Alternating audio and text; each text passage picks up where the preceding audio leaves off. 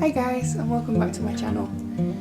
Today I'm going to be going over some back to school spreads. I'm going back to uni in about a week, and I know that a lot of you guys will be starting school and university again now that lockdown's finished. So I thought it would be helpful to go over some simple and easy to set up but very useful spreads that I'll be using.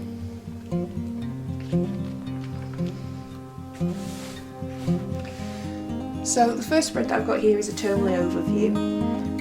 My first term goes from September to December.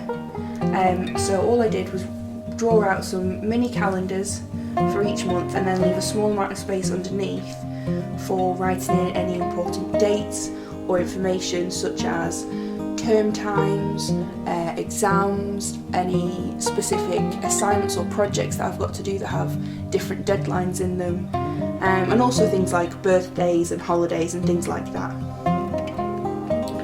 On this side, if this sort of thing doesn't work for you, I've also just drawn a little, it looks like a piece of paper stuck on with pieces of tape, a place to write down other important dates, so term dates, exam dates, birthdays, things like that, if this doesn't work for you. Also, this won't work specifically for me because my timetable will change from week to week. However, if you do know that you're going to have a solid and repeatable timetable such as a high school timetable, there's a place here to write in your classes, and you could like colour code them, which is what I plan on doing later on, and it goes from 7 till midnight so that you've got time for sort of a morning routine and an evening routine, putting in any extracurricular activities, any study time, things like that.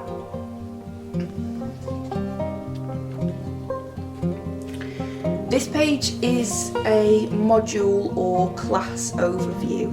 For me, because I'm at university doing one course, everything sort of ties together, but I have different modules that have different requirements and classes and lectures and practicals and things like that. So this is a place where I will write down information for each of my modules. So the module title is here at the top, and then the convener, so the person or teacher who's in charge, and their email address so that I know how to contact them. Any lab requirements, such as equipment that I need to take. Readings, so extra reading around the lecture material. And then here there's a table for writing down my lectures, the date of them, and then a column for ticking off when I've written my notes for that lecture.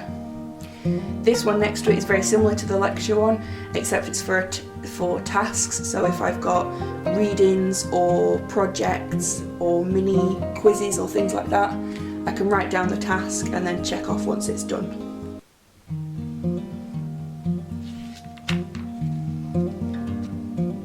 This page here is a grade tracker.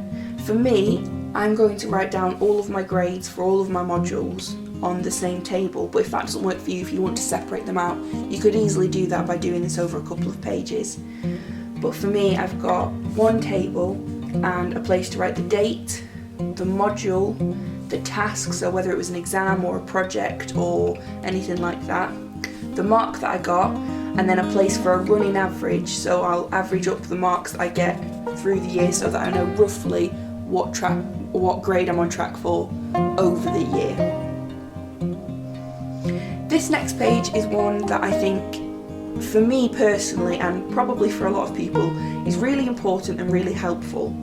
Sometimes when we've got loads of work to do, it can feel really overwhelming to just sit there and look at it, and sometimes I find myself thinking, you know, this is too difficult, I just can't be bothered really. Sometimes I struggle really quite a lot with motivation, and in those times I find something like this really, really useful. Just a page, why do I want to succeed? And it's a mind map, because mind maps, I like the layout of mind maps.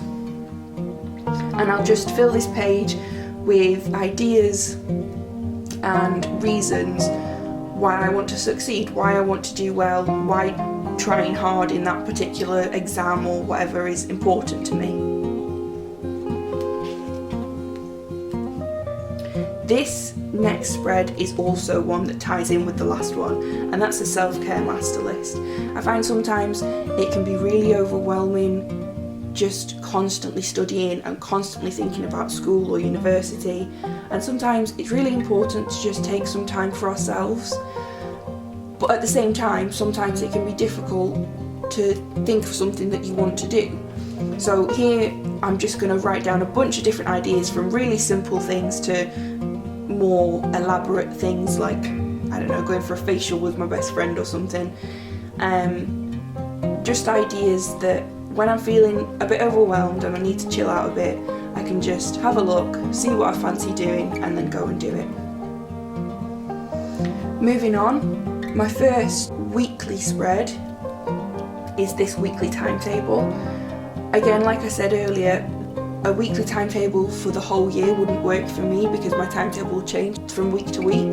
So for me, I would do a spread like this once a week, where it goes from 5 AM to midnight, so I've got plenty of space to plan out my whole day, and I can just block off times for different classes and different activities so that I can see it, because I'm a very, very visual person, very visual learner.